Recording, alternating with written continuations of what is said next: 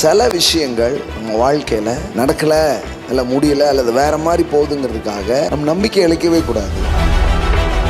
அதான் சில காரியங்கள் எப்படி இருக்குதுன்னு சொன்னால், உங்களுக்கு நடக்கவே இல்லை முடியவே இல்லைன்னா அது ஏதோ ஆண்டவர் தள்ளிட்டாரு ஒதுக்கிட்டாரு அப்படி அர்த்தம் கிடையாது. அதை இன்னும் விசேஷமான விதத்தில் உங்கள் வாழ்க்கையில் செய்ய போறாருன்னு அர்த்தம்.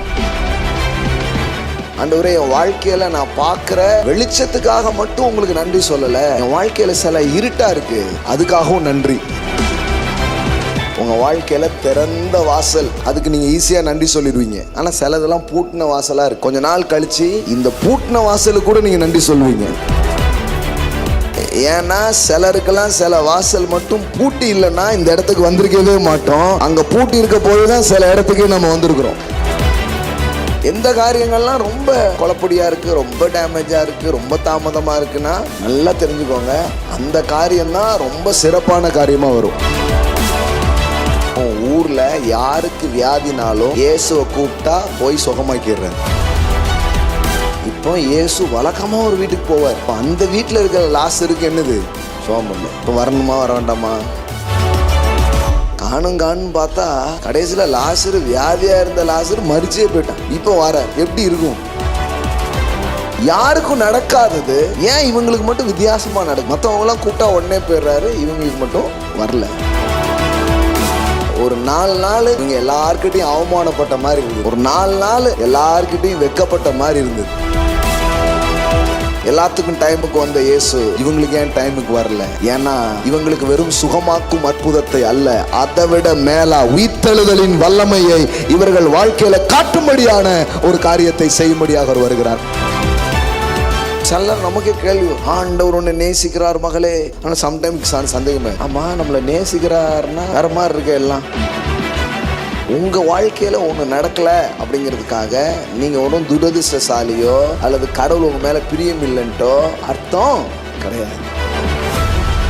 உங்க வாழ்க்கையில ஏன் சில இது நடக்கல, கொஞ்சம் ஏன் டிலே ஆகுதுன்னா, வழக்கமா எல்லாருக்கும் நடந்தது பாருங்க, அப்படி உங்களுக்கு நடக்காது. வழக்கத்தை மீறி சில காரியங்கள் உங்க வாழ்க்கையில நடக்க ஆரம்பிக்கும். யாருக்கும் நடக்காதது உங்களுக்கு நடக்கலன்னா இப்படி வச்சுக்கோங்க, யாரும் பார்க்காத பெரிய அற்புதங்களை உங்க வாழ்க்கையில நீங்க பார்க்க போறீங்கன்னு அர்த்தம். ஏன் இந்த திருமணம் தாமதிக்குது, ஏன் நமக்கு வீடு கட்டுறது தாமதிக்குது, நம்ம ஏன் சில காரியங்கள் ஒன்னே நடக்கலைங்கிற மாதிரி நம்ம மனசுல 1000 ஓடுது.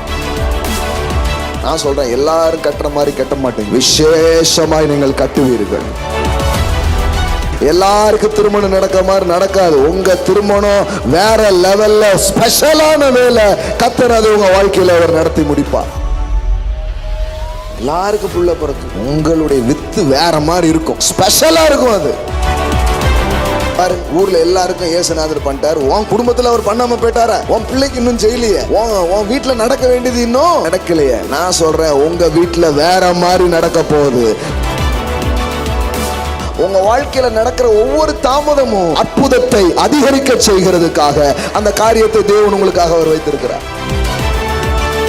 தேவன் லாசருவை உயிரோடு எழுப்பின தேவனே அப்படின்னு நம்ம பேசுற மாதிரி ஆயிடுச்சு பாத்தீங்களா? நான் சொல்றேன், உங்க வாழ்க்கையில் இருக்கிற காரியங்களையும் தலைமுறைக்கும் பேசுற மாதிரி கர்த்தர் உங்க வாழ்க்கையில அற்புதங்களையும் கிரியைகளையும் அவர் செய்வார். ஆமென். 1 நாளாகமம் 16வது அதிகாரம். தாவீதுக்கு மனசுல ரொம்ப நாள் ஒரு ஆசை, இந்த கவர்னன்ட் ஆஃப் ஆர்க், தேவனுடைய உடன்படிக்கை பெட்டி என்பது அந்நிய தேசத்தில் இருக்கக்கூடாது. அது எங்கே வரணும்னா தேவனுடைய நகரத்தில் அது இருக்கணும். அது கடவுளுடைய பிரசன்னத்தை வாஞ்சிப்பதின் ஒரு அடையாளம் அப்படிங்கிறத அவன் மனசில் வச்சுருந்தான். அதனால் எப்பவும் அவனுக்கு ஒரு வாஞ்சை உண்டு. அந்த பெட்டியை என்ன பண்ணுறாங்க, கொண்டு வர்றாங்க. பாருங்க, இந்த 1 நாளாகமும் 16ஆம் அதிகாரம் அப்படி வாசிக்கிறேன். இன்னைக்கு சொல்ல வந்த கருத்துக்களை அதிலிருந்தே நான் உங்களுக்கு சொல்ல விரும்புகிறேன். அவர்கள் தேவனுடைய பெட்டியை உள்ளே கொண்டு வந்தபோது தாவீது அதற்கு போட்ட கூடாரத்தின் நடுவே அவர்கள் அதை வைத்து தேவனுடைய சந்நிதியின் சர்வாங்க தகன பலிகளையும் சமாதான பலிகளையும் செலுத்தினார்கள்.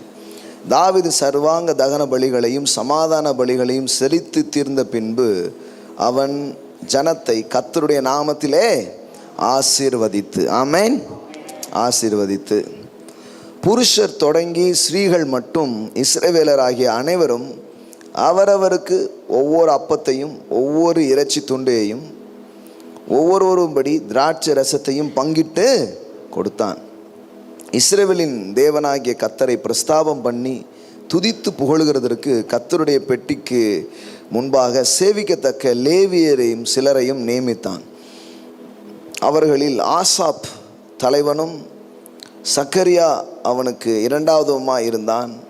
ஏனெனில் செமிரேமோத், ஏஹியேல், மத்தியா மத்தித்தியா, பைபிள் மட்டும் வாசித்தோன்னா நாக்கு குளரெல்லாம் பேரும் போல, ஏலியாப், பெனாயா, ஓபேத், ஏதோம், ஏல் என்பவர்கள் தம்பூரு சுரமண்டலம் என்னும் கீத வாத்தியங்களை வாசிக்கவும். பாருங்க, மியூசிஷியன் பேரெல்லாம் வந்திருக்கு.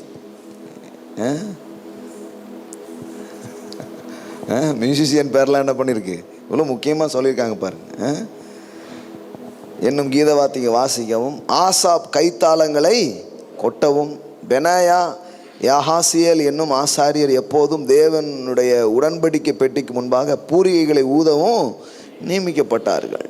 இந்த துதி ஆராதனதெல்லாம் அவ்வளோ முக்கியமாக எண்ணப்பட்டிருக்கு பாருங்களேன். அப்படி ஆரம்பித்த அந்நாளில் தானே கர்த்தருக்கு துதியாக பாடும்படி தாவீது ஆசாப்பினிடத்திலும் அவனுடைய சகோதரத்திலும் கொடுத்த சங்கீதமாவது, சங்கீதத்தும் சங்கீத புத்தகத்தில் தான் இருக்குன்னு நினச்சிக்கூடாது, இங்கேயும் ஒரு இது இருக்குது. கர்த்தரை துதித்து அவருடைய நாமத்தை பிரஸ்தாபமாக்குங்கள், அவருடைய செய்கைகளை ஜனங்களுக்குள்ளே பிரசித்தப்படுத்துங்கள், அவரை பாடி அவரை கீர்த்தனம் பண்ணி அவருடைய அதிசயங்களை எல்லாம் தியானித்து பேசுங்கள், அவருடைய பரிசுத்த நாமத்தை குறித்து மேன்மை பாராட்டுங்கள், கர்த்தரை தேடுகிறவர்களின் இருதயம் மகிழ்வதாக, கர்த்தரையும் அவர் வல்லமையையும் நாடுங்கள், அவர் சமூகத்தை நித்தமும் தேடுங்கள், அவருடைய தாசனாகிய இஸ்ரவேலின் சந்ததியே, அவரால் தெரிந்து கொள்ளப்பட்டவர்களாகிய யாக்கோபின் புத்திரரே, அவர் செய்த அதிசயங்களையும் அவருடைய அற்புதங்களையும் அவர் வாக்கின் நியாய தீர்ப்புகளையும் நினைவு கூறுங்கள். இதுக்கு தான் வருவோம். அவரே நம்முடைய தேவனாகிய கர்த்தர், அவருடைய நியாய தீர்ப்புகள் பூமி எங்கும் விளங்கும். 1000 தலைமுறைக்கென்று அவர் கட்டளையிட்ட வாக்கையும் ஆபிரகாமோடு அவர் பண்ணின உடன்படிக்கையையும் அவர் ஈசாக்குக்கு இட்ட ஆணையையும் என்றைக்கும் நினைத்திருங்கள். ஸோ இது அப்படியே வாசிக்கலாம் ஃபுல்லாகவே. அவ்வளோ அற்புதமான ஒரு பேசேஜ். எப்படி தேவன் தன் ஜனங்களை விடுவித்தார், எப்படி தன் ஜனங்களை அற்புதமாக கொண்டு வந்தார், எல்லாத்தையுமே தாவீது இந்த இடத்துல நினைவு கூறுகிறான். எல்லாம் சொல்லுங்கள், நினைவு கூர்ந்தான். சரி, இந்த பொதுவாக இந்த மாதங்களை ஒரு தேங்க்ஸ் கிவிங் மந்தாக, நன்றி சொல்லுகிற ஒரு மாதங்களாக இதை செலவிடுகிறோம். ஸோ பொதுவாக இது ரொம்ப அற்புதமான ஒரு காரியம். இந்த மாதத்தில் தான் நன்றி சொல்லணுங்கிறது இல்லை. கர்த்தருடைய பிள்ளைகள் எப்போதுக்குமே ஒவ்வொரு நாளும் நன்றி சொல்கிற ஒரு இருதயம் நமக்கு இருக்கணும், எப்போவுமே இருக்கணும். ஆனாலும் அதுக்கு கொஞ்சம் ஸ்பெஷலாக கொஞ்சம் டைம் ஒதுக்கி கர்த்தர் செய்த எல்லா நன்மைகளை நினச்சி நாம் அவரை துதிக்கிறது, நன்றி செலுத்துறது ரொம்ப முக்கியமான ஒரு காரியம். அதை பொதுவாக இந்த மாதங்களில் சபை பழக்கங்களில் அதை செய்கிறது உண்டு. நம்மளும் அதை செய்கிறது ஒன்றும் தப்பு கிடையாது. எல்லா பாரம்பரியத்துக்கும் நம்ம எதிராக இருக்க வேண்டியதில்லை. வார்த்தைக்கு புறம்பான பாரம்பரியத்துக்கு தான் நம்ம எதிராக இருக்கணும், இல்லையா? ஸோ நன்றி சொல்கிறது நல்லது. ஆமென். கர்த்தரை துதிப்பது நல்லது. ஆமாம், எக்காலத்திலும் துதிக்கிறது அதோட ரொம்ப நல்லது. இப்போ நான் நன்றி சொல்லி கர்த்தரை துதிங்க அப்படின்னு சொல்லும்போது சில காரியங்கள் இருக்குது பாருங்கள். சில காரியங்கள்லாம் இப்போ நான் கர்த்தர் எவ்வளோ நன்மைகள் செய்தார் அப்படின்னு கேட்டேன்னா, இப்போ பாட்டு பட்சம் பாருங்கள், அத்தனையும் சொல்லணும்னா நாவுகள் போதாது, 1000 ஆண்டுகள் போதாது, அவ்வளோ செஞ்சுருக்கிறார். உண்மையா? உண்மையா? Okay, super. இது ஒரு பக்கம். ஆனாலும் மனசில் இன்னொரு பக்கம், இதெல்லாம் நடந்துச்சு ஆனால் இது இன்னும் நடக்கலை. அப்படி இருக்கா இல்லையா? அப்படி இருக்கு. சிலது நினச்சதை விட ரொம்ப நல்லாவே நடந்துச்சு. அப்படி நடந்திருக்கா? சிலது நினைக்காத மாதிரி ஒஸ்டாவோ சில காரியங்கள் ஆயிருக்கும். உண்மையை பேசணுமா வேண்டாமா? உண்மையை தானே பேசணும். அப்படி இருக்குதா? சில காரியங்கள் அப்படி இருக்குது.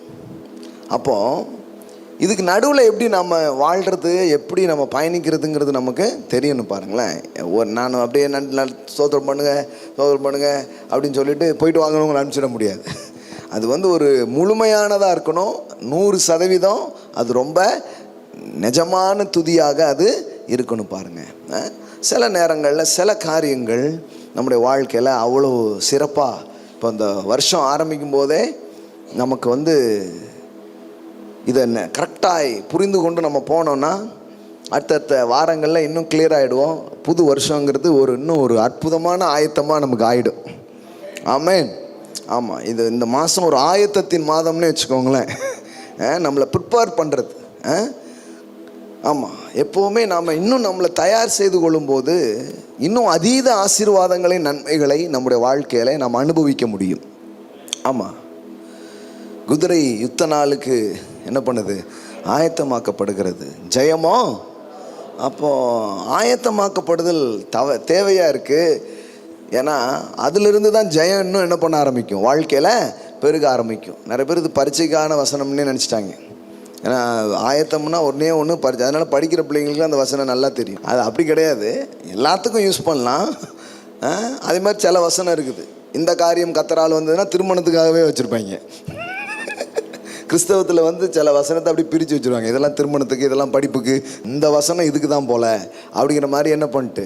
அதே மாதிரி குதிரை யுத்த நாளுக்கு ஆயத்தமாக போனால ஏதோ படிக்கிற பிள்ளைங்க நல்லா படி, குதிரை ஆயத்தமாகணும், அதை குதிரை மாதிரியே ரெடி பண்ணுறது. அப்போதான் ஜெயம் வரும். பார்த்துக்கோ, அவன் பக்கம் பயம் வருது. ஜெயம் வருமானா பயம் வருது. அப்படியே ஆயிடுச்சு. ஸோ அப்படி கிடையாது, எல்லாத்துக்கும் ஆயத்தப்படுறது குறித்து ரொம்ப அவசியம். ஒரு புதிய வருஷத்துக்கு நம்ம போகிறதுக்கு முன்னாடி நம்மளை இன்னும் ஆண்டுடைய பிரசன்னத்தில் நாம் இன்னும் சில காரியங்களில் கட்டுவதும் தயார் செய்கிறதும் ரொம்ப அவசியமாக இருக்குது. ஏன்னா வருஷங்கள் எந்த மாற்றத்தையும் கொண்டு வராது. தை பிறந்தா வழி பிறக்குங்கிற மாதிரி எத்தனையோ தை பிறந்துட்டு ஆனாலும் தைன்னு தான் போகுது. அதனால் தை பிறந்துக்கிட்டே தான் இருக்குது. பிறந்ததுலேருந்து எத்தனை தை வந்துடுச்சு, ஆனாலும் தைன்னு தானே இருக்குது. அப்படி கிடையாது. சிலர் 2021 தான் இப்படி, 22 அப்படிம்பாங்க. 2 எத்தனை போனாலும் நமக்குள்ள நடக்க வேண்டிய சில மாற்றம் கடவுளுடைய வார்த்தையினாலும் கிருபையினாலும் வந்தாதான் வாழ்க்கை எப்படி இருக்க ஆரம்பிக்கும், ரொம்ப நல்லா இருக்க ஆரம்பிக்கும். ஸோ அதெல்லாம் முக்கியம். அது ஆண்டவர் உதவி செய்வார் உங்களுக்கு, கவலைப்படாதீங்க. ஐயோ எதையாவது குண்டை தூக்கி போட்டுருவார் போல் அப்படின்னு நினைக்காதீங்க. இங்கே போட்டாலும் நல்ல குண்டாக தான் போடுவோம், ஆசீர்வாத குண்டு தான் போடுவோம். அப்படி ஒரு குண்டு இருக்கா பிரதர் அப்படின்னு கேட்குறாங்க. நம்ம கண்டுபிடிச்சிருக்கோம். ஆமாம், அதனால் பயப்படாமல் கேட்கலாம், தைரியமாக கேட்கலாம். ஐயோ எதையாவது சொல்லிடுவார் போல், நம்ம ரொம்ப மாற வேண்டியது இருக்கும் போல் அப்படின்னு பயந்துடாதீங்க. உங்களால் உங்களை மாற்ற முடியாது, அது எனக்கும் தெரியும், கர்த்தருக்கும் தெரியும். அதனால தான் அவரே உங்களை மாற்றுவார். ஆமென். நீங்கள் எவ்வளோ ட்ரை பண்ணி என்ன மாறிட்டீங்களா என்ன? நம்மளை மாற்றிக்கிற சக்தி ஒன்றும் நமக்கு இல்லை. கொஞ்சம் சின்னது பண்ணுவோம், ஆனால் பெருசாக ஒன்றும் செய்கிறதுக்கு முடியல. நம்ம நிறைய எத்தனை விஷயம் செய்யணும்னு நினைக்கிறலாம் செஞ்சிட்டோமா என்ன? காலையில் எழும்புன்னு நினைப்போம், கரெக்டாக மத்தியானம் தான் முழிப்பு தட்டும். எக்ஸசைஸ் பண்ணணும்னு நினச்சி ஆசையாக போய் சேருவாங்க, ஒரு நாள் எக்ஸசைஸ் பண்ணவே மாட்டாங்க. ஜபம் பண்ணுவோம் பிரதர் 1ஆம் தேதி அப்படிம்பாங்க. அதான் 1ஆம் தேதி தான் அந்த ஜபம். அப்புறம் மீதி வருஷத்தில் கடைசி நாள் இந்த வருஷம் ஃபுல்லாக ஜபம் பண்ணலாம், ஆண்டவரே மன்னிச்சுக்கோங்க ஆண்டவரேன்னு மன்னிப்பின் ஜபம் இப்படியே போகும். அதனால் நீங்கள் ரொம்ப அந்த ரிலீஜனாக ட்ரை பண்ணி அப்படிலாம் யோசிக்காதீங்க. கடவுளுடைய கிருபை உங்கள் வாழ்க்கையில் மாற்றங்களை கொண்டு வரும். Amen. So believe the grace of God for your change and for your preparation. Okay, so தேவன் அதை உங்கள் வாழ்க்கையில் செய்ய வல்லவராக இருக்கிறார். அவர் மாற்றத்தை தருவார். சரிங்களா? சரி, இப்போ நான் சொல்கிறதுங்கிறது ஒரு புதிய நன்மைகளுக்காக, புதிய ஆசீர்வாதங்களுக்காக நாம் நம்மளை தயார் செய்து கொள்கிற ஒரு மாதமாகவும் இந்த மாதத்தை என்ன பண்ணலாம், செலவு பண்ணலாம். இப்போது சில காரியம்லாம் நடந்திருக்கு, அதுக்கு நன்றி சொல்லிகிட்டே இருக்கிறோம். ஆனால் சில காரியங்கள் கொஞ்சம் நடக்கலை. இன்றைக்கி நடக்கும்னு பார்த்தோம், நடக்கலை. இந்த மாதம் நினச்சோம், நடக்கலை. இந்த வருஷம்னு நினச்சோம், நடக்கலை, இந்த மாதமும் எப்படி போமோ அப்படின்னு நினைக்க வேண்டியது இல்லை. நான் என்ன சொல்கிறேன்னா, நீங்கள் ஒரு காரியத்தை எப்போவுமே புரிஞ்சு வச்சுக்கோங்க. என்ன புரிஞ்சு வச்சுக்கணுன்னா, சில விஷயங்கள் நம்ம வாழ்க்கையில் நடக்கலை, இல்லை முடியலை, அல்லது வேறு மாதிரி போகுதுங்கிறதுக்காக நம்ம நம்பிக்கை இழைக்கவே கூடாது. நம்ம என்ன பண்ணணுன்னா, அதை சில காரியங்கள் வந்து எப்படி இருக்குதுன்னு சொன்னால், உங்களுக்கு நடக்கவே இல்லை, முடியவே இல்லைன்னா அது வந்து ஏதோ ஆண்டவர் தள்ளிட்டார், ஒதுக்கிட்டார், அப்படி அர்த்தம் கிடையாது. அதை இன்னும் விசேஷமான விதத்தில் உங்கள் வாழ்க்கையில் செய்ய போகிறாருன்னு அர்த்தம். ஆமேன். இன்னும் சிறப்பான விதத்தில் அதை செய்ய போகிறாருன்னு அர்த்தம். ஆமேன். ஆமாம். எந்த காரியங்கள்லாம் ரொம்ப குழப்படியாக இருக்குது, ரொம்ப டேமேஜாக இருக்குது, ரொம்ப தாமதமாக இருக்குன்னா நல்லா தெரிஞ்சுக்கோங்க, அந்த காரியம்தான் ரொம்ப சிறப்பான காரியமாக வரும். ஆமேன். ஆபிரகாமுக்கு தேவன் வாக்கு பண்ணி 25 வருஷம் 100 வயசில் தான் அவனுக்கு குழந்தை பிறகு இல்லையா? ஏன் அப்படி அப்படின்னா, இப்போ நம்ம யோசிக்கும் போது அப்போ நமக்கு ஒரு 25 ஆண்டு ஆகும் போல் அப்படி யோசிக்கிறதுக்கு இது சொல்ல, நல்லா கவனிச்சுக்கோங்க. அது உங்களுக்கு 25 வயசாக இருந்தால் பரவாயில்ல, இன்னொரு 25 ஆண்டுன்னா கூட பரவாயில்லன்னு இருக்கும். அப்படி இல்லை. ஏன் அப்படிங்கிறத புரிஞ்சுக்கணும்னு சொல்கிறேன். ஏன்னா இந்த ஆபிரகாம் சாரால் இந்த 2 பேருக்குள்ள எத்தனையோ பாதிப்பு, எத்தனையோ விதமான ரணங்கள், எத்தனையோ விதமான தன்மைகள் இருந்துச்சு. தேவன் வந்து அதெல்லாம் ஹீல் பண்ணிகிட்டே வந்தார், அதெல்லாம் மாற்றிட்டே வந்தார்.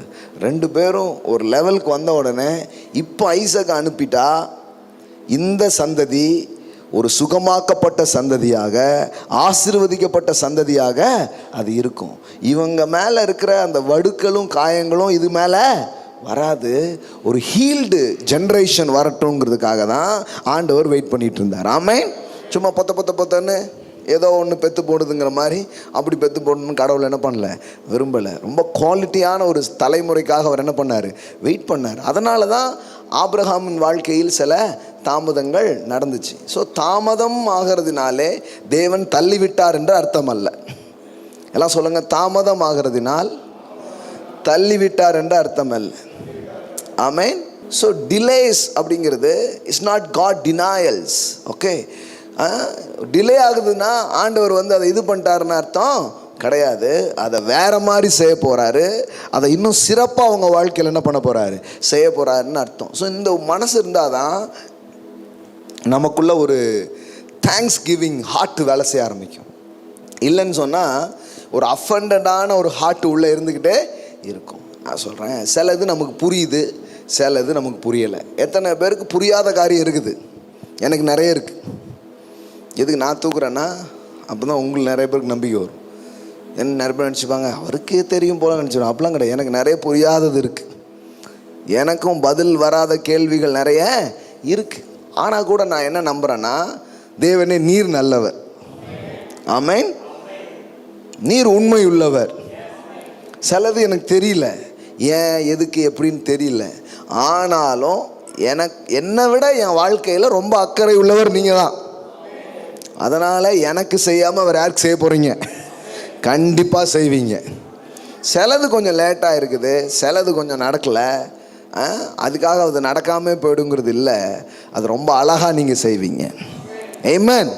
ஸோ நிச்சயமாக கர்த்தருடைய பிரசன்னத்திலே அந்த காரியங்கள் நிச்சயமாக இவங்க வாழ்க்கையில் நடக்கும். ஏன்னா இந்த தேங்க்ஸ் கிவிங்க்கு தடையாக இருக்கிறது வந்து ஒரு அஃபண்டட் ஹார்ட், ஒரு மனத்தாங்கள் உள்ளே இருந்ததுன்னா ஒரு உண்மையான இருதயத்திலேருந்து என்ன சொல்ல முடியாது, நன்றி சொல்லவே முடியாது.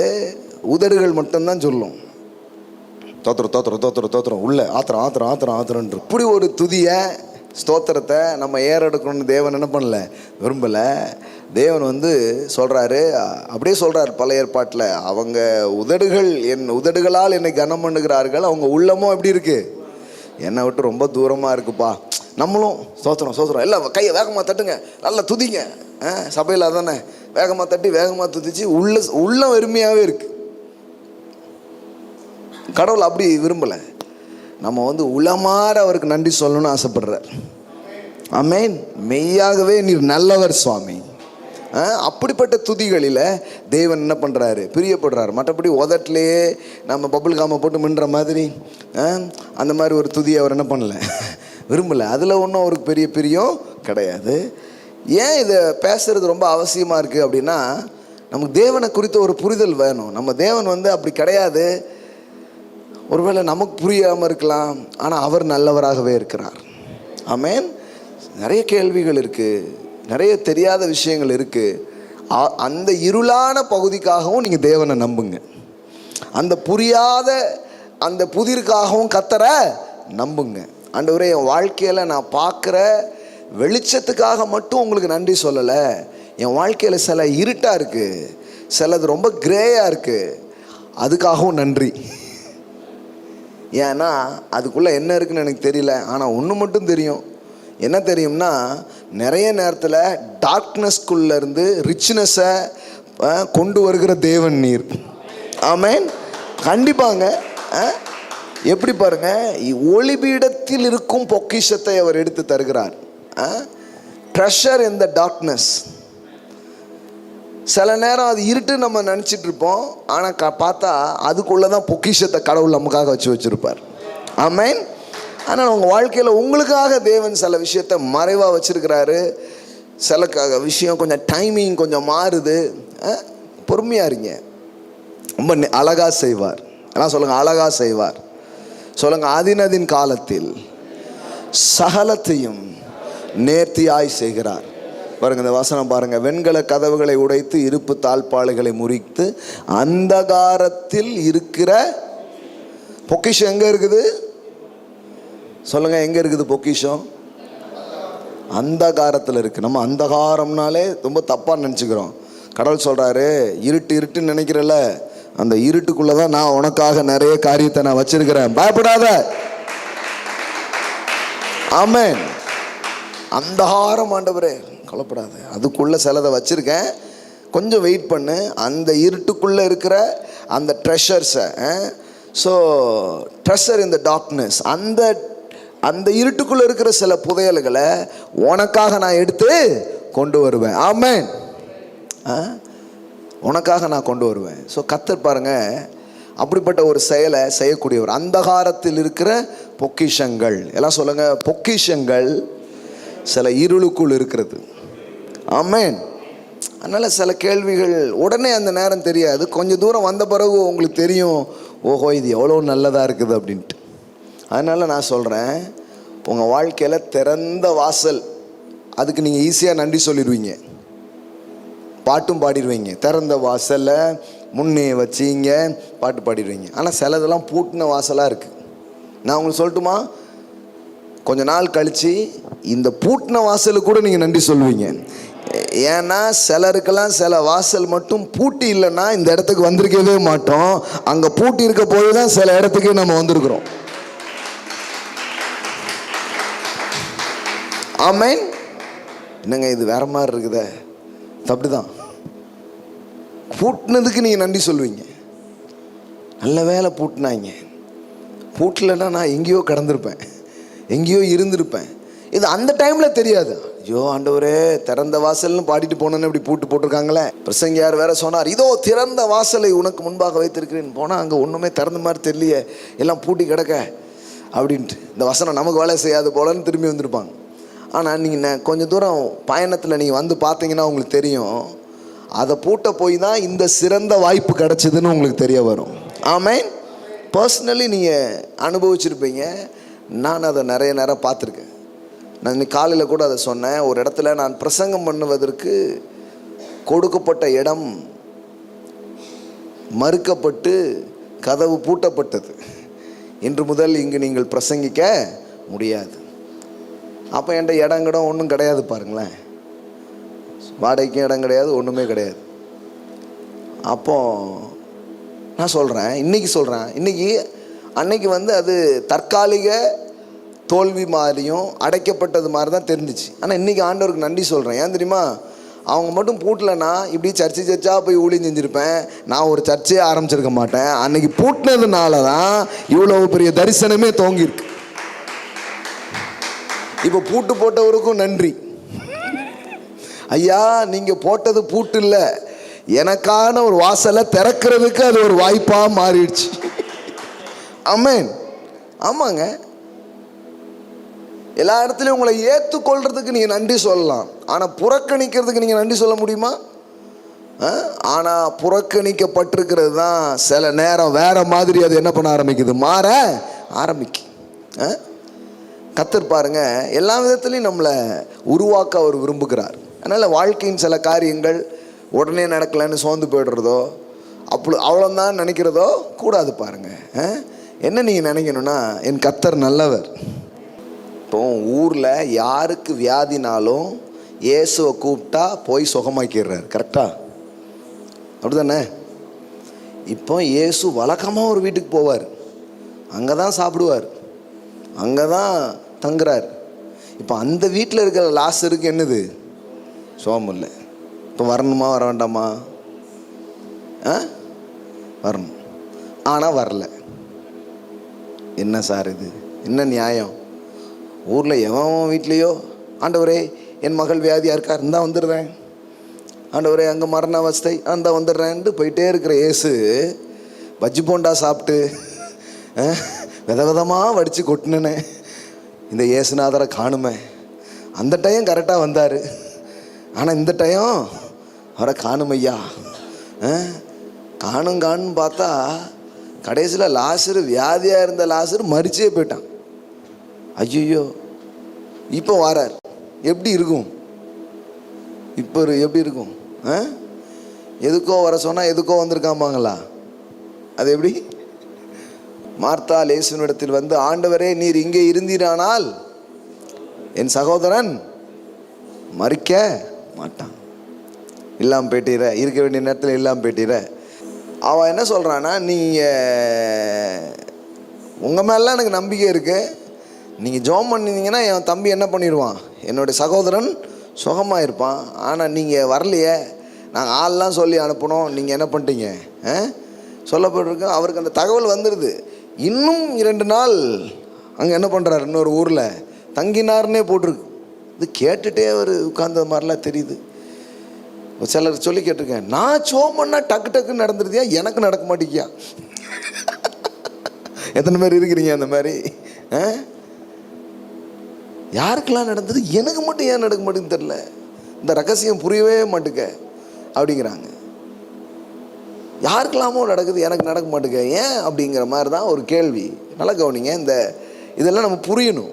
புரிஞ்சாதான் நமக்கு கர்த்தருடைய செயல்கள் நமக்கு என்னன்னு தெரியும். எப்போவுமே அவரை நன்றி செலுத்துகிற ஒரு இருதயம் நமக்குள்ள உருவாகும். அங்கே பாருங்கள் அழகாக போட்டிருக்கு, அவன் வியாதியாக இருக்கிறதாக அவர் கேள்விப்பட்ட பொழுது உடனே பஸ்ஸை பிடிச்சோ, உடனே போட்டோ எடுத்துட்டோ வரல, தாம் இருந்த இடத்தில் பின்னும் 2 நாள் தங்கினார். இது கேள்விப்பட்டால் எப்படி இருக்கும் உங்களுக்கு? ஐயோ, அது கடைசி நேரத்தில் எனக்கு தகவல் வந்துச்சுன்னு சொன்னாவது சரி, ஆளுக்கு தெரியல போல அதனால் லேட்டாக வந்துருங்கன்னா ஒரு நியாயம் இருக்குது. இவர் கேட்டுக்கிட்டே என்ன பண்ணியிருக்காரு, தாம் இருந்த இடத்தில் பின்னும் 2 நாள். இப்போ இதை அப்படி மேலோட்டமாக பார்க்கும்போது நமக்கு எப்படி என்ன தெரியுது, இயேசுவா இவர் உடனே வர வேண்டாமா, டக்குன்னு வந்து டக்குன்னு ஒரு வைத்தியத்தை பண்ணி டக்குன்னு சுகமாக்க வேண்டாமா அந்த இயேசு? எதுக்கு லேட் பண்ணுதார்? இது காதலை கேட்டு இன்னும் 2 நாள் என்ன பண்ணியிருக்காரு, வேணுக்குன்னே பண்ண மாதிரி இருக்க இது. அப்போ இதில் உள்ள காரியம் உங்களுக்கு புரியும்னா, ஏன் நம்ம வாழ்க்கையில் கூட சில காரியங்கள்ங்கிறது உங்களுக்கு விளங்க ஆரம்பிச்சிடும். நல்லா கவனிங்க, இந்த சம்பவத்தை சாதாரணமாக படிச்சுட்டு போயிடுறோம் இதை, ஆனால் கொஞ்சம் கவனிங்க. இயேசு எத்தனையோ பேர் சுகமாக்கியிருக்கிறாரு, அவரால் குணமாக்க முடியாத வியாதியே கிடையாது. பாவி துரோகி யார் வந்தாலும் குணமாக்கியிருக்கிறார். இப்போ நம்ம ஊரில் வந்து யாராச்சும் ஒன்று நடக்கலைன்னா உடனே என்ன சொல்லுவாங்க, ஏதோ உங்ககிட்ட ஒரு குத்தம் இருக்குது, அதான் உனக்கு நடக்கலை, பாவம் பண்ணிட்டடா, பாவம் பண்ணிட்டேன், அதான் உனக்கு என்ன பண்ணல, நடக்கலை. நம்மளும் உட்காந்து அந்த பாவத்தை தேடிட்டு எடுப்போம். அது எந்த பாவமாக இருக்கும்? நான் தான் பாவம், நான் என்ன பாவம் செய்தேன், நானே ஒரு ஐயோ பாவம் அவனு உட்காந்து பழுசம் பூரா அலசி பார்க்குறது தான் வேலையாக இருக்கும் பாருங்களேன். சரியான பதிலை சொல்லாமல் இப்படி எதாவது சொல்லி விட்டுருவாங்க. அதனால் என்ன குத்தம் இருக்குமோன்னு தெரியல, நெஞ்சிலேயே குத்திக்கிட்டே இருக்கிறது. ஆமாம், ரொம்ப குத்தாதீங்க, கவனிங்க. அவன் இப்போ ஏற்கனவே இன்னும் லேட் ஆகுது, நியாயமாக வந்து அவர் உடனே செஞ்சுருக்கணும், செய்யலை. அப்போ இப்படி ஒரு கேள்வி கேட்போமே, வழக்கமாக மற்றவங்களுக்கு நடக்கிறது ஏன் இவங்களுக்கு நடக்கலை? இன்னும் சொல்ல போனால் வேதவசனம் சொல்லுது, அவர் அவனை மிகவும் சிநேகித்தாராம். என்ன பண்ணாராம்? லாசர் மேலே இவருக்கு ரொம்ப பிரியம் இருந்துச்சான். அப்படியே இருக்கு. அவர் அவனை எவ்வளோ நேசிச்சார் பாருங்க. அவங்க சொல்லும் போது எப்படி சொல்றாங்க பாருங்க. அப்பொழுது அவனுடைய சகோதரிகள், ஆண்டவரே, நீர் சிநேகிக்கிறவன் வியாதியாயிருக்கிறான் என்று சொல்ல அவரிடத்தில் ஆள். வெறும் சாதாரணமான ஆள் கிடையாது, இயேசு சிநேகிக்கிற ஒரு ஆள். அப்போ இயேசுவே அன்பு வச்சுக்க ஒரு ஆளுக்கு இந்த இப்படி உடனே வர வேண்டாமா? என்ன அன்பு, என்ன சிநேகம்? டக்குன்னு வந்து ஒரு மாற்றத்தை கொடுக்கணும் இல்லையா? ஆனால் கொடுக்கலையே, ஏன் லேட் ஆகுது? இப்போ சில நமக்கே கேள்வி வரும், ஆண்டவர் ஒன்று நேசிக்கிறார் மகளே, ஆமேன் அல்லேலூயா அப்படின்றோம். ஆனால் சம்டைம்ஸ் சந்தேகமாயிரும், ஆமாம் நம்மளை நேசிக்கிறார்னா இப்படி ஒன்றும் வேற மாதிரி இருக்க, எல்லாம் இதுதான் நேசமா அப்படின் மாதிரி நமக்கு வருது. வெளியில் சொல்ல மாட்டீங்க, உள்ளுக்குள்ளே இருக்குது கேள்வி. ஆனால் இப்போ கவனிங்க, யாருக்கும் நடக்காதது ஏன் இவங்களுக்கு மட்டும் வித்தியாசமாக நடக்குது? மற்றவங்களாம் கூப்பிட்டா உடனே போயிடுறாரு, இவங்களுக்கு மட்டும் வரல. உடனே வரல, லேட்டாக வராரு. தகவல் கேட்டும் லேட்டாக வராரு. யாருக்காவது தகவல் கேட்டு இயேசு லேட் பண்ணாரா? பைபிளில் நீங்கள் வாசிச்சிருக்கீங்க, லேட் பண்ணாரா? உடனே உடனே போயிடுறாரு. ஆண்டவரேனா உடனே உடனே டக்கு டக்குன்னு நடக்கு. ஆனால் இவங்களுக்கு டக்கு டக்குன்னு நடக்கலை. அதனால் இங்கே டக்கு டக்குங்க, என்ன டக்கு டக்குன்னு எல்லாருக்கும் நடக்கு, நமக்கு மட்டும் ஒன்றுமே நடக்க மாட்டேங்க. நமக்கு ஏன் லேட் ஆகுது? நமக்கு ஏன் தாமதம் ஆகுது? சிலருக்கு உடனே நடந்துடுது, சிலருக்கு ஏன் நடக்க மாட்டுக்கு? ஆண்டவர் நம்மளை ரொம்ப நேசிக்கிறார. நமக்கு ஒரு வியாதி, நமக்கு ஒரு கஷ்டங்கும் போது சில நேரம் கொஞ்சம் டிலே ஆன மாதிரியே தெரியுது. அப்படிங்கிற மாதிரி நமக்கு உள்ள இருக்குது. ஆனால் நமக்கு என்னென்னா, சரி ரைட்டு இருக்குதுங்க, ஆனாலும் பரவாயில்ல அப்படின்னு போயிட்டே வந்துட்டுருக்கோம். ஆனால் அப்படி கிடையாது. உங்களுக்கு தேவனுடைய செயல் உங்களுக்கு புரியணும். புரிஞ்சால் நீங்கள் இன்னும் வேறு விதமாக தேவனை பார்ப்பீங்க. அவரை துதிக்கிறதுல நீங்கள் இன்னும் வளர ஆரம்பிச்சிடுவீங்க. நான் சொல்கிறேன் பாருங்கள், என்ன நடக்குதுன்னா, அவள் சொல்கிறா, நீ இருந்திரானால் அவன் என்ன பண்ணியிருக்க மாட்டான், செத்துருக்கவே இல்லை. நீங்கள் டைமுக்கு வந்திருந்தாலும் என்ன பண்ணியிருப்பான், காப்பாற்றிருந்துருக்கலாம். ஆனால் நீங்கள் என்ன பண்ணிட்டீங்க, லேட்டாக வந்துட்டீங்க. அப்போது மற்றவங்களுக்கெல்லாம் உடனே நடந்தது, இவளுக்கு ஏன் லேட்டாக நடந்துச்சு? ஒன்று தான் பாருங்கள். ஒரு விஷயம் உங்களுக்கு நான் சொல்கிறேன், உங்கள் வாழ்க்கையில் ஒன்று நடக்கலை அப்படிங்கிறதுக்காக நீங்கள் ஒன்றும் துரதிர்ஷ்டசாலியோ அல்லது கடவுள் உங்கள் மேலே பிரியம் இல்லைன்ட்டோ அர்த்தம் கிடையாது. உங்கள் வாழ்க்கையில் ஏன் சில இது நடக்கலை, கொஞ்சம் ஏன் டிலே ஆகுதுன்னா, வழக்கமாக எல்லாருக்கும் நடந்தது பாருங்கள், அப்படி உங்களுக்கு நடக்காது. வழக்கத்தை மீறி சில காரியங்கள் உங்கள் வாழ்க்கையில் நடக்க ஆரம்பிக்கும். It's not ordinary way, it is extraordinary way. Extraordinary way. எல்லாம் சொல்லுங்க, வழக்கமானது எனக்கு நடக்காது, வழக்கத்தை மீறி நடக்கும். ஆமென். அது வரைக்கும் எல்லாரும் வியாதி சுகமான அற்புதம் தான் பார்த்துருக்காங்க. ஆனால் 4 நாள் கல்லறையில் இருந்து வெளியே வந்ததை யாருமே பார்த்ததில்லை. நான் சொல்கிறேன், யாருக்கும் நடக்காதது உங்களுக்கு நடக்கலைன்னா இப்படி வச்சுக்கோங்க, யாரும் பார்க்காத பெரிய அற்புதங்களை உங்கள் வாழ்க்கையில் நீங்கள் பார்க்க போகிறீங்கன்னு அர்த்தம். ஆமென். உங்களுக்கு வேற மாதிரி அவர் செய்ய போறாருன்னு அர்த்தம். அது காமன் க்ரௌடுக்கு அப்படி பண்ண மாட்டார், சம் செலக்டிவான ஆட்களுக்கு தான் அதை அவர் செய்வார். ஆமென். உங்களுக்கு நடக்கலைனாலே தெரிஞ்சுக்கோங்க, நீங்கள் காமன் கிரவுண்டு கிடையாது, you are some selective person. நீங்கள் தேர்ந்தெடுக்கப்பட்ட ஆளாக நீங்கள் இருக்கிறீங்க.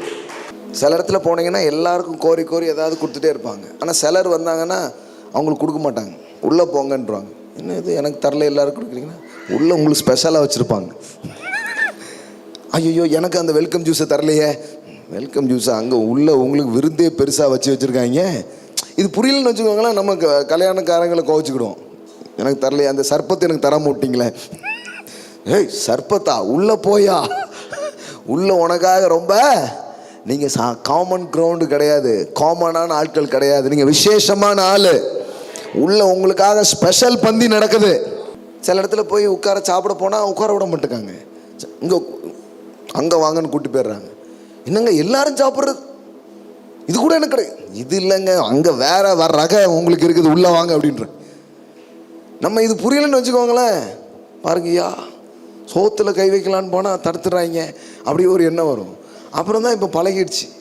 கூட்டங்கள்லாம் போனால் தனியாக ஏன் கூட்டு போகிறாங்கன்னு இப்போ எனக்கு தெரிஞ்சிருச்சு. ஏன்னா அதெல்லாம் அளவு சாப்பாடு, அதெல்லாம் சில காரியம்தான். ஆனால் அன்லிமிட்டடு இடம்னு ஒன்று இருக்குது. புரியுதா? இப்போ ஏன் பாஸ்டருக்கெல்லாம் கொஞ்சம் தொப்பை எப்படியாவது ஏறுறதுக்கு முயற்சிக்கிட்டுன்னு, ஏன்னா அன்லிமிட்டடு கூட்டு போயிடுறாங்க இது இல்லை அப்படின்ட்டு. நல்லா தெரிஞ்சுக்கோங்க, வழக்கமானது உங்களுக்கு நடக்கலன்னு அர்த்தம் கிடையாது. உங்களுக்கு வேறு விதத்தில் அது நடக்க போகுதுன்னு அர்த்தம். விசேஷமான விதத்தில் அது நடக்க போகுது. உங்களுக்கு சிறப்பான விதத்தில் கர்த்தர் அதை உங்களுக்காக செய்ய போகிறார். என்னடா எல்லாருக்கும் அது நடந்துருது, எல்லாரும் பண்ணிடுறாங்க, நமக்கு ஏன் அது அப்படி இருக்க மாட்டுக்கு அப்படின்னா, நீங்கள் அந்த எல்லாருங்கிற லிஸ்ட்டில் இல்லை. You are not in the common list. என் பேர்லையோ, என் பேரில் உங்கள் பேர் அதில் இருக்காது. உங்கள் பேர் ஸ்பெஷலாக தனியாக ஒரு இதில் வரும். அதற்காக அவர் உங்கள் பேரை என்ன பண்ணியிருக்கிறாரு, வச்சிருக்கிறார். இப்போ இது நமக்கு புரியணும் பாருங்களேன். இது ஒரு க்ரௌடு வருது, இயேசுவை தொட்டே அற்புதத்தை வாங்கிட்டு போயிடுறாங்க. யார் யார் தொட்டாங்க, சுகமானாங்க தான் தெரியுமா? நமக்கு ஒன்றுமே தெரியாது. அவங்க லிஸ்டே கிடையாது. ஆனால் இவங்க பேர் மட்டும்தான் வருது, மார்த்தாள், மரியாள், லாசரு அப்படின்ட்டு. ஏன்னா இவங்க அந்த க்ரௌடா கூட்டத்தாக இருந்த மக்கள் கிடையாது. They are special. இன்னைக்கு சாயங்காலம் நான் சொல்கிறேன், நீங்கள் ஸ்பெஷலாக இருக்கிறீங்க, நீங்கள் விசேஷமானவங்களா இருக்கிறீங்க, நீங்கள் சிறப்பானவங்களா இருக்கிறீங்க. சிறப்பான உங்களுக்கு சிறப்பான ஒன்றை ரெடி பண்ணி வச்சிருக்கிறார். ஆமென். ஏன் இந்த திருமணம் தாமதிக்குது, ஏன் நமக்கு வீடு கட்டுறது தாமதிக்குது, நம்ம ஏன் சில காரியங்கள் ஒன்னே நடக்கலைங்கிற மாதிரி நம்ம மனசில் 1000 ஓடுது. நான் சொல்கிறேன், எல்லாரும் கட்டுற மாதிரி கட்ட மாட்டீங்க, விசேஷமாய் நீங்கள் கட்டுவீர்கள், விசேஷமாய் கட்டுவீர்கள். எல்லாருக்கும் திருமணம் நடக்கிற மாதிரி நடக்காது. உங்கள் திருமணம் வேற லெவலில் ஸ்பெஷலான வேலை கர்த்தர் அது உங்கள் வாழ்க்கையில் அவர் நடத்தி முடிப்பார். ஆமென். எல்லாருக்கும் புள்ள பிறக்கு, உங்களுடைய வித்து வேற மாதிரி இருக்கும், ஸ்பெஷலாக இருக்கும் அது. ஆமாங்க, ஆமாம். இது எல்லாருக்கும் இந்த செய்தி கிடையாது. இது ஒரு ஸ்பெஷல் கேட்டகரி பீப்புளுக்கு மட்டும்தான் இந்த செய்தி பொருந்த ஆரம்பிக்கும். அவங்க அந்த வழக்கமான இதிலே போயிட்டே இருப்பாங்க. ஆனால் நமக்கு கொஞ்சம் இந்த மாதிரி ஆகுதுனாலே தெரிஞ்சுக்கணும், உங்களை கரெக்டாக தனியாக தூக்கி வச்சிருக்கிறாருன்னு அர்த்தம். நீங்கள் அந்த கூட்டத்தில் கிடையாதுன்னு அர்த்தம். உங்களுக்கு அந்த வழக்கமான இதிலிருந்து தேவன் உங்களை தூக்கி சிறப்பானதை உங்களுக்கும் உங்கள் பிள்ளைகளுக்கும் அவர் அதை வைத்திருக்கிறார். ஆமென். எல்லாம் சொல்லுங்க, ஐ எம் ஸ்பெஷல். எப்படி சொல்கிறேன்னா, எல்லாருக்கும் கிடச்சிச்சு, எனக்கு கிடைக்கல, அதனால தான் ஸ்பெஷல். என்னங்க இது வேற மாதிரிலாம் இதை சொல்லணும். யாருக்கும் கிடைக்கல, எனக்கு கிடச்சிச்சு. நான் சொல்கிறேன், வழக்கமாக எல்லாருக்கும் நடக்கும்போது உங்களுக்கு நடக்கலைன்னா நீங்கள் வழக்கத்தை மீறின ஒரு லிஸ்ட்டில் உங்கள் பேர் இருக்குன்னு அர்த்தம். ஆமென். வழக்கத்தை மீறின ஒரு இடத்துல உங்கள் பேர் இருக்குன்னு அர்த்தம். எல்லாரும் ஏன் சுகமாக்குனாரு, ஆனால் லாசரு மட்டும் ஏன் சுகமாக்கல?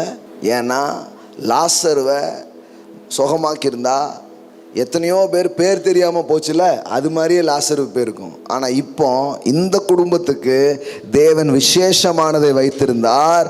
அது என்ன அப்படின்னு பார்த்தா, இதுவரைக்கும் யாருமே பார்த்திராத ஒரு அற்புதம், எந்த ஜனத்திலும் செய்யப்படாத ஒரு அதிசயம் இப்போ இந்த குடும்பத்துக்கு செஞ்சு கடைசியில் பார்த்தா என்ன நடக்குது? இயேசுநாதரை பார்க்க வந்த கூட்டத்தை விட லாசருவை பார்க்க வந்த கூட்டம் அதிகமாக இருந்துச்சாம். அப்படியே இருக்குதுங்க பைபிளில். ஜீசஸை எப்போதும் பார்ப்போம், லாசரை காட்டுங்க அப்படிங்க. ஜீசஸ் இருக்கார், தள்ளிப்போங்க ஜீசஸ், லாசருங்க. எழுப்பினவரை விட எழுப்பப்பட்டவனுக்கே ஒரு மகிமை வர்ற மாதிரி கர்த்தர் அந்த குடும்பத்திற்கு ஒரு விசேஷமான காரியத்தை அவர் வைத்திருந்தார். அப்பொழுது யூதரில் திரளான ஜனங்கள் அவர் அங்கே இருக்கிறதை அறிந்து இயேசுவின் நிமித்தமாக மாத்திரம் அல்ல,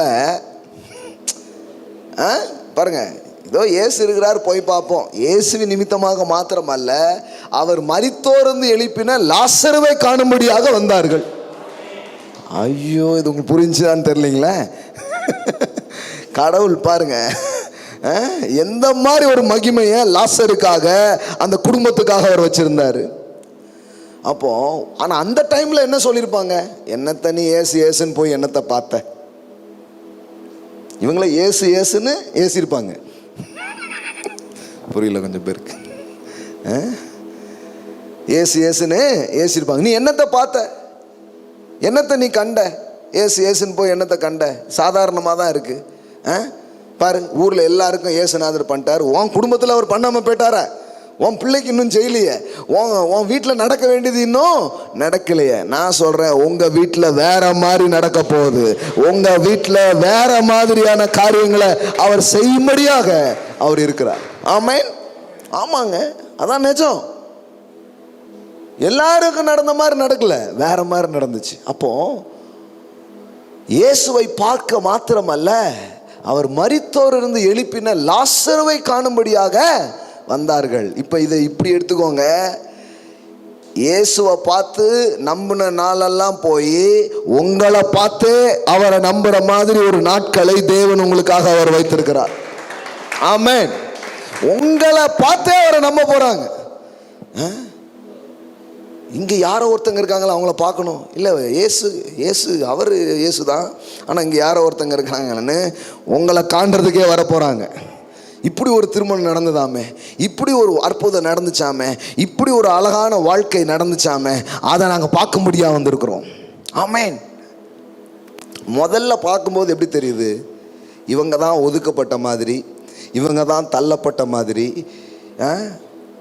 இவங்க கூட கடவுள் இல்லாத மாதிரி, இவங்க கைவிடப்பட்ட மாதிரி, இவங்க ஜபெல்லாம் வேஸ்ட்டுங்கிற மாதிரி, இவங்க இவ்வளோ நாள் ஆண்டவரே ஆண்டவரேன்னு சொல்லி வீட்டில் கூப்பிட்டு வச்சு ராவும் பவுலும் பார்க்காம சப்பாத்தியை போட்டாங்களா, தோசையை சுட்டாங்களா, என்னன்னே தெரில, ஏதோ ஒன்று பண்ணி கொடுத்ததெல்லாம் வேஸ்ட்டாக போச்சே. எவ்வளோ மனசுக்குள்ளே எவ்வளோ ஓடி இருக்கும், சுற்றியில் உள்ளவன் எவ்வளோ ஏற்றிருப்பான். அதெல்லாம் நல்லா செய்வாங்க. அதற்காகவே ஒரு 4 பேர் கொண்ட குழு எப்பொழுதுமே நம்ம அருகில் இருப்பார்கள். போய் என்னத்தை கண்ட நீ, என்னத்தை பார்த்த நீ, இன்னும் நடக்கலையே, இன்னும் ஆகலையே, இந்த பார் கல்லறிலே கொண்டு போய் வச்சாச்சு, இனிமே என்ன, அதான் முடிஞ்சு போச்சே அப்படிமா. என்னது முடிஞ்சாலும் உங்களை அழைத்தவர் உங்களை மகிமைப்படுத்தாம விடவே மாட்டார். உங்களை மகிமைப்படுத்தியே தீருவார். அதுக்காக தான் உங்களை கூப்பிட்டுருக்கிறாருங்க. அதுக்காக தான் உங்களை கூப்பிட்டுருக்கிறாரு. கொஞ்சம் ஒரு 4 நாள் இவங்க எல்லார்கிட்டையும் அவமானப்பட்ட மாதிரி இருந்தது. ஒரு 4 நாள் எல்லார்கிட்டையும் வெக்கப்பட்ட மாதிரி இருந்தது. ஆனால் இப்போ காலாங்காலமாக மகிமையாக பேசுகிற மாதிரி ஒரு செயலை செய்து வெட்கத்துக்கு பதிலாக ரெட்டத்தனையா இல்லை எத்தனையோ மடங்கு பலனை தேவன் அவங்க வாழ்க்கையில் கொண்டு வரும் ஒரு நிகழ்வாக அதை மாற்றிட்டாருங்க. ஆமென். அதனால தான் நமக்கு இந்த சம்பவங்கள், அந்த நேரம், இதெல்லாம் பார்த்துட்டு இருந்தா ஒரு வெற்றிகரமான கிறிஸ்தவ வாழ்க்கை நீங்கள் வாழ மாட்டீங்க. சோர்ந்து போயிடுவீங்க அடிக்கடி. சிலர் பாருங்கள், எப்பவும் எது செய்கிறாங்களோ இல்லையோ சோர்ந்து மட்டும் போகிறது ரொம்ப சுலபமாக நடக்கும். ஹையாக இருப்பாங்க, அப்புறம் பார்த்தா என்னாச்சு, பேட்ரி அப்படியே லோவாகிடும். ஹை ஆகிறதும், ஞாயிற்றுக்கிழமை ஆனால் ஹை ஆகிறதும், மண்டே அப்படி கொஞ்சம் குறையும், அப்படி குறையும், அப்படி குறையும். பா எப்படியாவது சண்டே பேரணும், இல்லைன்னா அவ்வளோதான், சுவிட்ச் ஆஃப் ஆயிரும். அப்படி இல்லை பாருங்க. இந்த புரிதல் உங்களுக்கு இருந்துச்சுன்னா லோ ஆகவே ஆகாது. எத்தனை பேர் வந்து நோ சொன்னாலும் சொல்லுவீங்க, நோவா, அப்போ நமக்கு வேற ஏதோ வேற மாதிரி நடக்க போகுது, அப்படி ஆயிடுமே உங்களுக்கு. ஓஹோ இப்படி பேசிட்டாங்களா, அப்போ கண்டிப்பாக அந்த காரியத்தில் ஏதோ பெருசா நடக்க போகுது அப்படின்ட்டு. சில எதிர்ப்புகள், சில ஏமாற்றங்கள், சில பின்னடைவுகள், சில தோல்விகள், இதெல்லாம் வரும்போது இது புரிஞ்சா உங்கள் பார்வை வேற மாதிரி இருக்கும். நீங்கள் என்ன எப்படி பார்ப்பீங்க, வேற மாதிரி பார்ப்பீங்க. எல்லாத்துக்கும் டைமுக்கு வந்த இயேசு இவங்களுக்கு ஏன் டைமுக்கு வரல? ஏன்னா இவங்களுக்கு வெறும் சுகமாக்கும் அற்புதத்தை அல்ல, அதை விட மேலா உயிர்த்தெழுதலின் வல்லமையை இவர்கள் வாழ்க்கையில காட்டும்படியான ஒரு காரியத்தை செய்யும்படியாக வருகிறார். ஆமென். வந்திருந்தா ஒரு காமனான அந்த சுகம் அப்படிங்கிற அற்புதம் தான் நடந்திருக்கும். உங்க வாழ்க்கையில நடக்கிற ஒவ்வொரு தாமதமும் அற்புதத்தை அதிகரிக்க செய்கிறதுக்காக, மகிமையை இன்னும் விளங்க செய்வதற்காக அந்த காரியத்தை தேவன் உங்களுக்காக அவர் வைத்திருக்கிறார். ஆமென். மோசே தேவனால் அழைக்கப்பட்டு இஸ்ரவேல் ஜனங்களை விடுவிக்கிறதுக்காக அனுப்பப்படுறான் ஒரு தலைவன். கர்த்தர் தான் சொன்னார், நீ போ அந்த ஜனங்களை பார்வோன் கைக்கு விடுதலை ஆக்குவாய். இவன் போய் சொல்றான், விடுதலை விடுதலை விடுதலை அப்படிங்கிறான். அவனுள்ள அடி பெண்டை கழட்டிட்டாங்க. யார? விடுதலை விடுதலைன்னொன்னே ஒரே பாட்டு தான், சந்தோஷம்தான். அன்னைக்கு டியூட்டிக்கு போகிறாங்க, வெண்ட களத்தை அனுப்பிட்டாங்க. வந்தாங்க, நல்லா சொன்னையா விடுதலை, எவ்வளோ முதுவை பாரு, விடுதலையை பாரு, வரைஞ்சி அனுப்பியிருக்காங்க. உங்கள் பிரசங்கத்தை கேட்டோம் பாருங்க, செழிப்பு செழிப்பு, நீங்கள் போங்க, ஒரே சலிப்பு. ஆமாம், சில நேரம் நமக்கு என்ன நடக்குன்னு தெரியணும். இதோ அதோ நீங்கள் ஒன்றத்தையும் காணுமே, அப்படி இப்படி நீங்கள் வேற மாதிரி இருக்க எல்லாம். கடைசியில் மோசேக்கே ஒரு மாதிரி ஆகிப்போச்சு. ஆண்டவரே, நான் பாட்டுக்கு ஆடு மேய்ச்சிக்கிட்டு இருந்தேன், 80 வயசு ஆயிடுச்சு, இன்னும் அப்படியே மேய்ச்சிட்டு அப்படியே போயிருப்பேன். இதில் நெருப்பெல்லாம் கொளுத்தி காமிச்சு வா உன்னை அனுப்புகிறேன்னு கூட்டிகிட்டு வந்து கடைசியில் பார்த்தா ஒன்றும் ஜனங்களுக்கு ஒன்றும் நடந்த மாதிரியே இல்லையே. இதோ பாலும் தேனும் ஓடுகிற தேசத்துக்கு உங்களை கொண்டு போய் தேவன் சேர்ப்பார் அப்படின்னா அவனுக்கு வேற மாதிரி ஆயிடுது. இன்னும் பிரசங்கத்தை கேட்குறான். இன்னும் என்ன பண்ணுறாங்கன்னா, அந்த பார்வோன் அவர்களுக்கு இன்னும் கடினமான காரியத்தை அவன் என்ன பண்ணுறான், செய்கிறான். பார்வோன் கூப்பிட்றான், உங்களெல்லாம் டைம் இருக்கிறதுனால தானே ப்ராஸ்பரிட்டி மெசேஜ் கேட்க போகிறீங்க.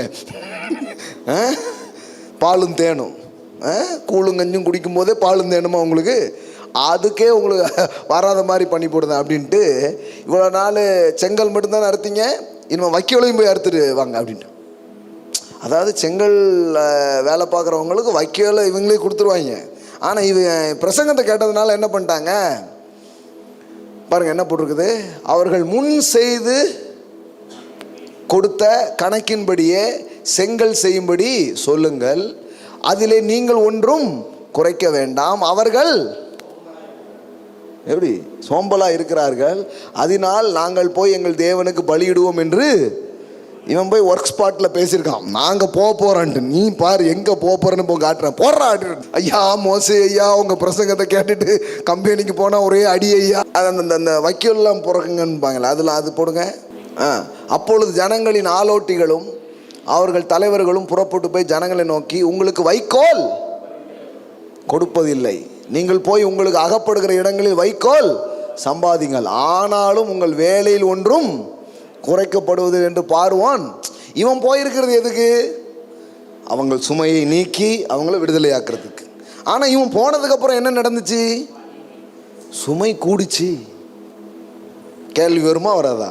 முள்செடி தன்னால் எரிஞ்சிச்சா, பேசிச்சா, இல்லை நீங்கள் தான் பேசி அனுப்பிச்சிங்களா? இது இந்த பாதையில் எல்லாருமே போயிருக்கிறாங்க. யோவான் ஒரு வாட்டி கேட்குறாரு, ஆண்டவரே வர்றது நீங்கள் தானா அல்லது வேறு ஒருவர் வர காத்திருக்க? இந்த யோவான் தான், இவர் தான் தேவ ஆட்டுக்குட்டின்னு சொன்னான். இப்போ அவனுக்கே கன்ஃபியூஸ் ஆகி போச்சு. ஹலோ இருக்கீங்களா, கவனிக்கிறீங்களா? இந்த யோவான் தான் என்ன சொன்னார், ஞானஸ்நானம் கொடுத்துக்கும் போது என்ன சொன்னார், ஒரு புறா யார் மேலே வரும், அவங்க தான் யார், தேவகுமாரன், இதோ உலகத்தின் பாவத்தை சுமந்து தீர்க்கிற தேவ ஆட்டுக்குட்டி அப்படின்னாரு. இவனுக்கு இப்போ இவன் ஜெயிலில் இருக்கானா, யாரு, யோவானை பிடிச்சி எங்கே வச்சுருக்காங்க, ஜெயிலில் வச்சுருக்காங்க. அதனால் யோவானுக்கு கொஞ்சம் குழப்பமாகி போச்சு. இவர் தானா இல்லை வேற, கரெக்டாக சொல்லிட்டேனாப்பாண்ணா, எப்பா நான் கரெக்டாக சொல்கிறேனா அப்படிங்க. நீங்கள் இயேசுவினிடத்திற்கு போய் வருகிறவர் நீர்தானா அல்லது வேறொருவர் வர காத்திருக்க வேண்டுமா என்று கேளுங்கள் என்று சொல்லி அனுப்பினான். அந்தபடி அவர்கள் அவரிடத்தில் வந்து, வருகிறவர் நீர்தானா அல்லது வேறொருவர் வர காத்திருக்க வேண்டுமா என்று கேட்கும்படி, யோவான் சானகன் எங்களை உம்மிடத்திரு, ஏன் நீ தான் அடையாளவே படுத்தின, உனக்கே சந்தேகமா? அப்போ ஒரு நேரத்தில் நம்பிக்கையா இருந்தது, இன்னொரு நேரத்தில் எப்படி இருக்கு, கேள்வியா இருக்கு. கவனிங்க அடுத்தால. எல்லாரும் அந்த சமயத்தில் நோய்களையும் கொடிய வியாதிகளையும் பொல்லாத ஆவிகளையும் கொண்டிருந்த அநேகரை அவர் குணமாக்கி அநேக குருடர்களுக்கு பார்வை அளித்தார். இயேசு அவர்களுக்கு பிரதித்திரமாக, நீங்கள் போய் கண்டவைகளையும் கேட்டவைகளையும் யோவானுக்கு அறிவியுங்கள், குருடர்கள் பார்வை அடைகிறார்கள், சப்பானிகள் நடக்கிறார்கள், குஷ்டரோகிகள் சுத்தமாகிறார்கள், செவிடர்கள் கேட்கிறார்கள், மரித்தோர் எழுந்திருக்கிறார்கள், தரித்திரருக்கு சுவிசேஷம் பிரசங்கிக்கப்படுகிறது. ஆமென். இந்த சைனை போய் யோவானுக்கு சொல்லுங்க, இது மேசியானிக் சைன். ஆமென். இது மேசியாவுக்கு உரிய அடையாளம், போய் சொல்லுங்க அப்படின்ட்டு. அப்போ சில நேரம் அப்படியா அந்த மாதிரி ஆகுது. கொஞ்சம் வளர்ந்து வர்றவங்களுக்கு ஆரம்பத்தில் ஆரம்பத்தில் எல்லாம் நல்லா நடந்த மாதிரியே இருந்தது, அப்புறம் அப்படியே கொஞ்சம் டிலே ஆன மாதிரியே இருக்குது. ஏன் அப்படிங்கிறாங்க? அடுத்த கட்டத்துக்கு போகிறீங்கன்னு அர்த்தம். இப்போ பால் இல்லை, இப்போ அதை விட மேலான காரியத்தை அவர் உங்களுக்கு கொடுக்க போறாருன்னு அர்த்தம். ஆமென்.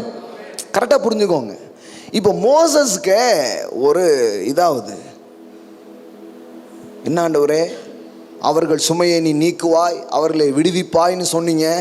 ஆனால் நான் போன நாள்ல இருந்து புரட்டி எடுக்கிறான் இந்த பார்வோன், அவங்களுக்கு இன்னும் கஷ்டம்தான் வருது. எனக்கும் இது ஆரம்பத்தில் தெரியாது பாருங்க. நான் எதெல்லாம் நம்ம பிரசங்கம் பண்ணுறோமோ அதுக்கு ஆப்போசிட்டாக ஒரு செயலை எப்போவுமே பிசாசு பண்ணுவான்.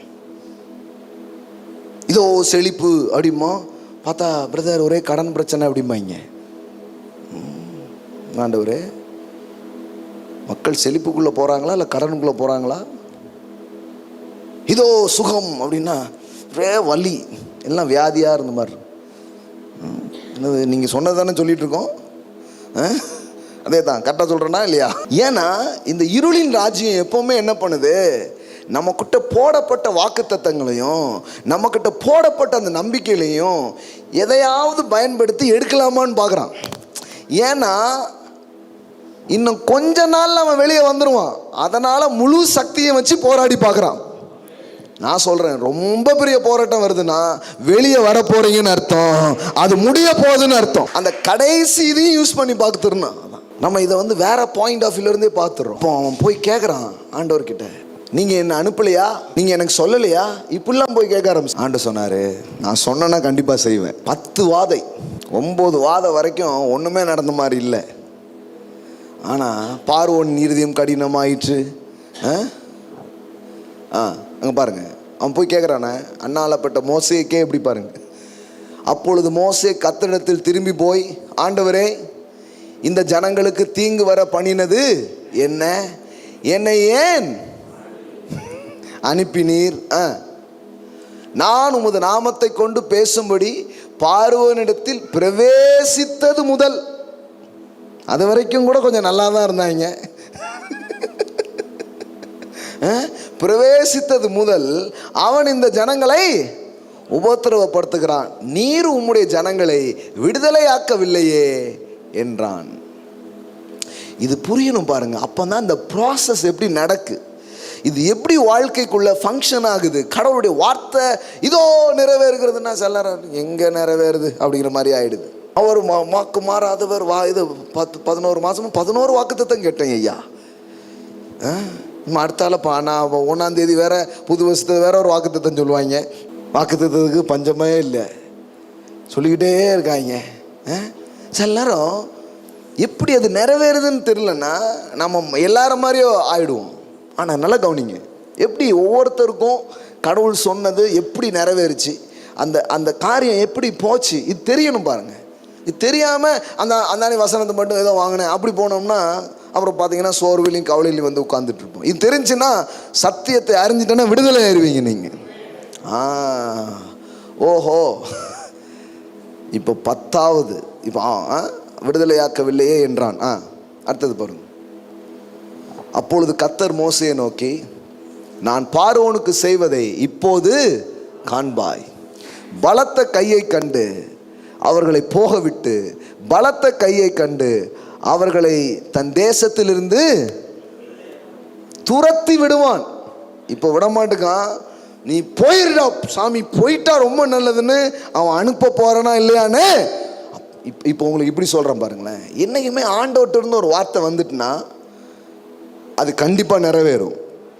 ஆனால் அது நிறைவேறாது, அது நடக்காது, அது முடியாதுங்கிற மாதிரியே இந்த இருளின் ராஜ்யம் ஒரு காரியத்தை உங்களுக்கு எதிராக போட்டுக்கிட்டே இருக்கும். நீங்கள் என்ன பண்ணணும்னா அந்த இடத்துல தான் கவனமாக இருக்கணும். வந்துச்சுன்னா நிறைவேறாமல் போகாது. ஆமென். வந்துச்சுன்னா கண்டிப்பாக நடக்கும். அது வெறுமனையாய் திரும்பவே திரும்பாது. அது கண்டிப்பாக என்ன பண்ணும், ஆகும். இப்போ பாருங்க, ஆண்டவர் சொல்லிட்டாரு துரத்தி விடுவான் பார் அப்படின்னு என்ன பண்றாரு சொல்றாரு. மேலும் தேவன் மோசேயை நோக்கி, நான் யெகோவா சர்வ வல்லமையுள்ள தேவன் என்னும் நாமத்தினால் நான் ஆபிரகாம், ஈசாக்கு, யாக்கோபுக்கு தரிசனமானேன். ஆனால் யெகோவா என்னும் என் நாமத்தினால் நான் அவர்களுக்கு அறியப்படவில்லை. இந்த யெகோவாங்கிறது என்னன்னா, த ரிடம்டிவ் நேம் ஆஃப் காட், அதாவது மீட்பின் நாமம். எல்லாம் சொல்லுங்க, மீட்பின் நாமம். அப்படின்னா என்ன அர்த்தம்? நானே மீட்கிறவர், என் பேரே மீட்பர். ஆமென். யெகோவா அப்படின்னா என்ன? மீட்கிறவர், நானே உன்னை மீட்கிறவர். இந்த நாமத்தில் ஆபிரகாம், ஈசாக்கு என்னை பார்க்கல, ஆனால் நீயும் உன் ஜனங்களும் பார்ப்பீங்க. அப்போனா என்ன அர்த்தம்னா, இப்படி சொல்கிறேனே, ஒவ்வொரு தாமதங்களுக்கு நடுவில் தேவனுடைய புதிய தன்மையை நீங்கள் பார்க்க ஆரம்பிப்பீர்கள். நீங்கள் நினைக்கலாம் இப்படி தான் செய்வார் அப்படின்ட்டு. இல்லை இல்லை, முதல் ஒரு நாளே நடந்திருக்கலாம், ரெண்டாவது நாளே நடந்திருக்கலாம். ஆனால் 10வது வாதையில் இவங்களுக்கு விடுதலை மட்டும் ஆகலை, 400 வருஷம் அவங்க உழைச்ச உழைப்பு, அவங்க போட்ட எல்லாம் மொத்தமாக அவங்க கையில் வந்து பொன்னோடும் வெள்ளியோடும் அவர்கள் புறப்பட்டு போனார்கள். ஆமென். ஆனால் அதுக்கு முன்னாடி இவ்வளோ நடந்தது பாருங்க. அவனே ஜனங்க சோர்ந்து போகிறது வேற, தலைவனுக்கே சோர்வு. ஆமாம், எனக்கு வந்திருக்கு. இது பக்கத்து ஹோட்டலில் தானே ஆரம்பித்தோம். நம்ம இப்போ இருக்கிற பில்டிங்கு பக்கத்து நம்ம ஜாயன் ரெசிடென்சி. ஒரு நாள் எனக்கே டவுட் ஆயிடுச்சு, நம்ம அழைச்சி தாங்க வந்தோமா? ஏன்னா வாடகை கொடுக்குறது கூட காசு கிடையாது. 3500 அந்த பில்டிங்குடைய ரெண்ட்டு. ஒன்று வாரம் வாரம் பிரசங்கம் பண்ணிட்டே போவேன். தேவையும் ஒன்றும் சொல்கிறது இல்லை. ஏவன் இருக்கிறார் அப்படின்னா இவர்கிட்ட நிறைய வச்சுருக்காரு போல நீ வர்றாலும் போயிடும். இப்போ நம்ம ஜனங்களுக்கு ஒரு வழக்கம் என்னென்னா, கொஞ்சம் கவலையோட கண்ணீரோட, அதாவது அப்படியாகன்னா இறக்கப்பட்டு ஏதாவது கொடுத்துட்டு போவீங்க. ஏன்னா இவங்க இரக்கத்தின் அடிப்படையிலே கொடுத்து வல்லவர்கள். தேவையின் அடிப்படையில் தான் இவங்க கூட செய்வாங்க. நல்ல சட்டெல்லாம் போட்டு கொஞ்சம் ஆள் நல்லா வந்துச்சுன்னா, அப்பா அவருக்கு தேவையில்லைங்க, அங்கே ஒருத்தர் கஞ்சிக்கு வழி இல்லாமல் இருக்கான், அவருக்கு கொடுத்துருவாங்க. இப்படி தான் ஒரு மைண்ட் செட் இருக்குது ஜனங்களுக்கு. புரியுதா நான் சொல்கிறது? புரியாத மாதிரியே இருக்கீங்களே. இப்போ அப்படி கிடையாது, மாறிடுச்சு. இப்போ கனத்தின் அடிப்படையில் கொடுக்குறோம். இந்த தேவையின் அடிப்படையில் கொடுக்கறது இல்லை, வார்த்தையை கனம் பண்ணும்படி என்ன பண்ணுறோம்? கொடுக்குறோம். ஆமென். அது வேறங்கிறது இப்போ புரிஞ்சிச்சு, இங்கே வர்றவங்களுக்கு அது புரியும்.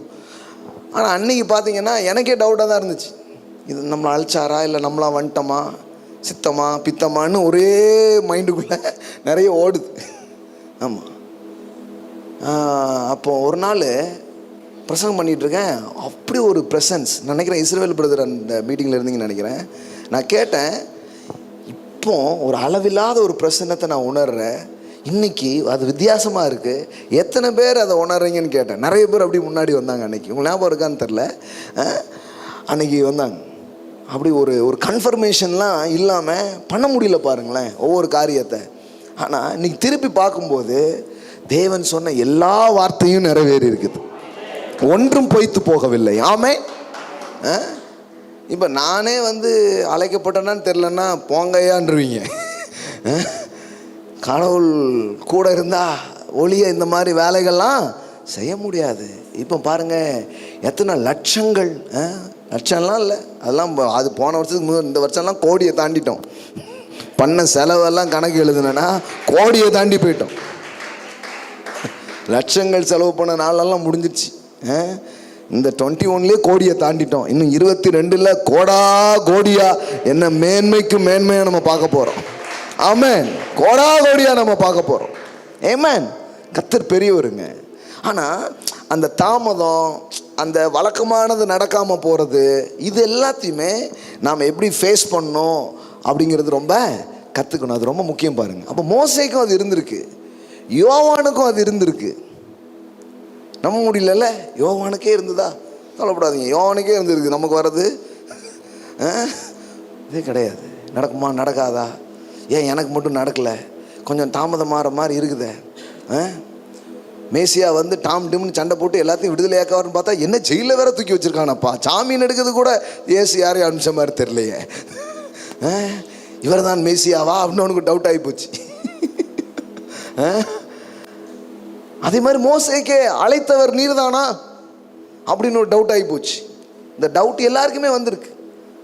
மார்த்தாள் மரியாளுக்கும் அதே தான். நீங்கள் இருந்திருந்தா என் சகோதரன் மரித்திருக்க மாட்டானே அப்படிங்கிற மாதிரி தான் இருந்திருக்கு. ஆனால் வழக்கமானது நடக்கலை. ஆனால் வழக்கத்தை தாண்டிய காரியங்கள் வாழ்க்கையில் நடக்க ஆரம்பிச்சது. ஆமென். இப்போ பார்த்தீங்கன்னா அந்த 10வது வாதையில் பெரிய விடுதலை ஏற்படுகிறது இஸ்ரவேலர்களுக்கு. அது மாதிரி லாசருவின் வியாதியில் சுகமடையவில்லை, ஆனால் மரித்த லாசருவை தேவன் உயிரோடு எழுப்பினார். இன்னைக்கு எத்தனை தலைமுறை பேசுகிறாங்க பாருங்க. தேவன் லாசருவை உயிரோடு எழுப்பின தேவனை அப்படின்னு இன்னைக்கு நம்ம பேசுகிற மாதிரி ஆயிடுச்சு. பார்த்தீங்களா?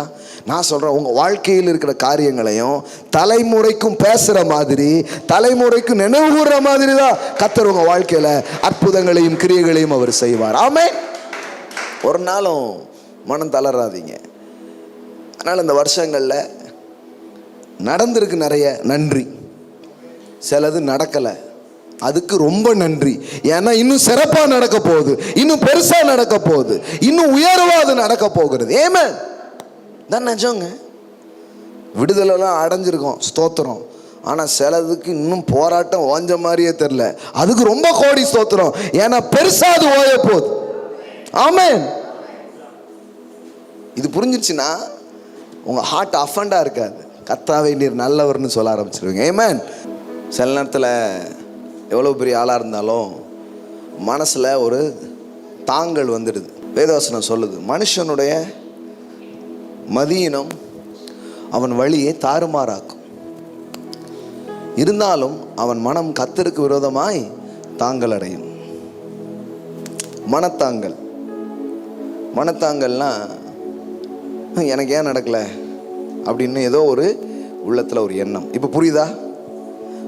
உங்களுக்கு ஏன் நடக்கலை, இல்லை உங்களுடைய வாழ்க்கையில் ஏன் சில தாமதங்கள், ஏன் சில டிலேஸ், ஏன் எல்லாரும் மாதிரி உங்கள் வாழ்க்கை இல்லை? சிலருக்கு பேர் கேட்கும்போது நான் என்னத்தை பெருசாக கேட்டேன், எல்லாரும் மாதிரி ஒரு நிம்மதியாக ஒரு கஞ்சி சாப்பிட்டுட்டு வச்சுட்டு தான் கேட்டேன். அது தரமாட்டீரா? எல்லாரும் மாதிரி தான் கேட்டேன். நான் ஒன்றும் ஸ்பெஷலாக கேட்கல, நீங்கள் ஸ்பெஷலாக கேட்கல. ஆனால் உங்களுக்கு ஸ்பெஷலாக அவர் செய்ய போகிறார், விசேஷமாக செய்ய போகிறார், சிறப்பாக உங்களுக்கு செய்ய போகிறார். ஆமென்.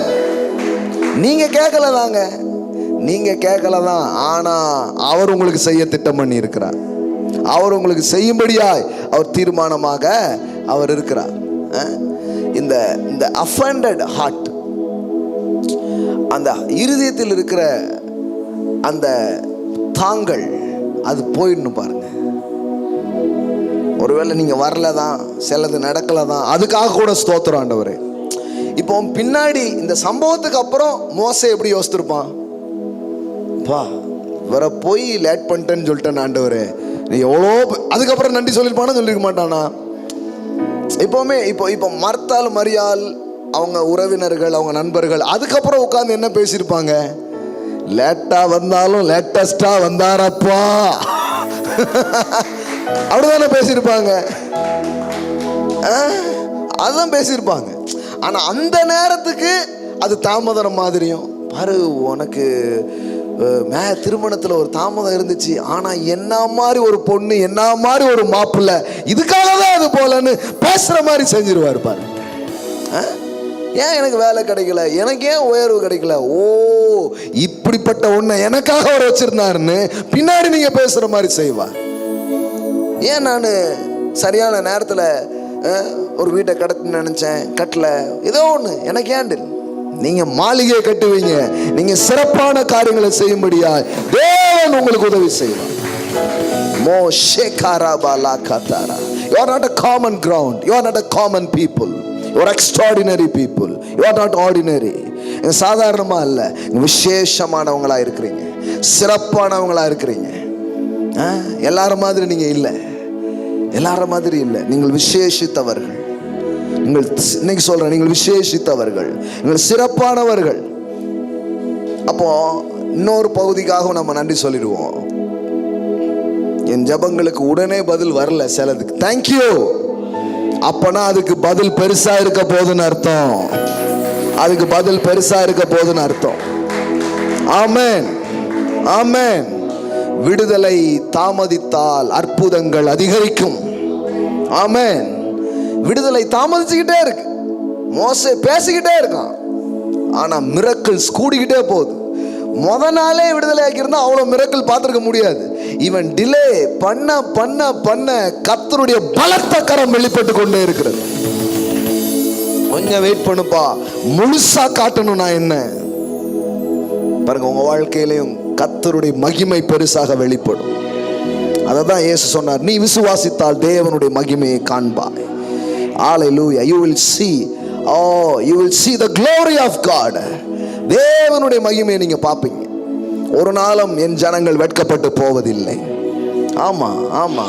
அதனால ஆண்டவரே, எல்லாத்துக்கும் உங்களுக்கு நன்றி. அடைச்சதுக்கு நன்றி, திறந்ததுக்கு நன்றி. ஆமென். வந்ததுக்கு நன்றி, வராததுக்கு ரொம்ப நன்றி. என்னங்க இப்படி சொல்றீங்க? ஆமா, ஏன்னா அது வேற மாதிரி எனக்கு வரப்போகுது. விளங்கிடுச்சு, எனக்கு விளங்கிடுச்சு. விடுதலைன்னு நினச்சிட்டு இருந்தோம், வேலையில் இன்னும் கஷ்டமான மாதிரி தெரியுது, இன்னும் கடினமானது தெரியுதுண்ணா. ரொம்ப கடினமாகுதுன்னா விடுதலையை பார்க்க போறீங்கன்னு அர்த்தம். பிரேக் த்ரூஸ் உங்க வாழ்க்கையில் வரப்போகுதுன்னு அர்த்தம். மாற்றங்கள் உங்க வாழ்க்கையில் உண்டாக போகுதுன்னு அர்த்தம். எல்லாத்தையும் ஏற்றுக்கிட்டு வாழுங்க, அடிமைத்தனம் தான் அப்படி சொல்ல. விடுதலை தான் அவருடைய சித்தம், சுகம்தான் அவருடைய சித்தம். ஆனால் உங்களுக்கு அவர் செய்கிற விதம் வித்தியாசமாக இருக்கும். உங்கள் வாழ்க்கையில் அதை நடப்பிக்கிற விதம் வித்தியாசமாக இருக்கும். எல்லாருக்கும் மாதிரியும் நீங்கள் யோசிச்சுட்டே இருக்காது கூடாது. வேற மாதிரி உங்களை உயர்த்துவார். உங்கள் பிள்ளைகளுக்கு வேற மாதிரி ஒரு எதிர்காலத்தை கொடுப்பார். ஆமென். ஆமாம், உங்கள் குடும்பத்துக்கு வேற மாதிரி ஒரு பதிலை அவர் வைத்திருக்கிறார். நம்ம ஒரு சாட்சி கேட்டால் கூட அந்த சாட்சி மாதிரியே யோசிச்சுட்டே இருப்போம், அதே மாதிரி. இல்லை இல்லை இல்லை, உங்களுக்கு வேற மாதிரி செய்வார். ஏன்னா தேவனுடைய ஒவ்வொரு அற்புதங்களும் புதுமையானவைகளாக இருக்கிறது. ஆமென். அவருடைய புதுமையை நீங்கள் பார்ப்பீங்க, அவருடைய வித்தியாசங்களை நீங்கள் பார்ப்பீங்க. ஆமென். ஹல்லேலூயா. கர்த்தருக்கு நாம் கொடுக்க போகிறோம், சந்தோஷத்திலிருந்து கொடுக்க போகிறோம். ஆமென். நன்றியினால நம்ம கொடுக்க போகிறோம். ஆமென். ஹல்லேலூயா. ஹல்லேலூயா. ஆன்லைனில் பார்க்குற பிள்ளைங்க, ஆன்லைன் மூலமாக இந்த வார்த்தைகளால் உங்களுக்கு ஊழியம் செய்திருக்கும் என்றால், இந்த வார்த்தையால் நீங்கள் ஆசீர்வதிக்கப்பட்டிருப்பீர்கள் என்றால், இந்த வார்த்தையை நீங்கள் கனம் பண்ண விரும்பினால் நீங்கள் விதைக்கலாம். Hallelujah. Or Google Pay, or PhonePe, or Paytm accounts, எதில் வேணாலும் நீங்கள் சோ பண்ணலாம். கர்த்தர் நல்லவர். ஆமென்.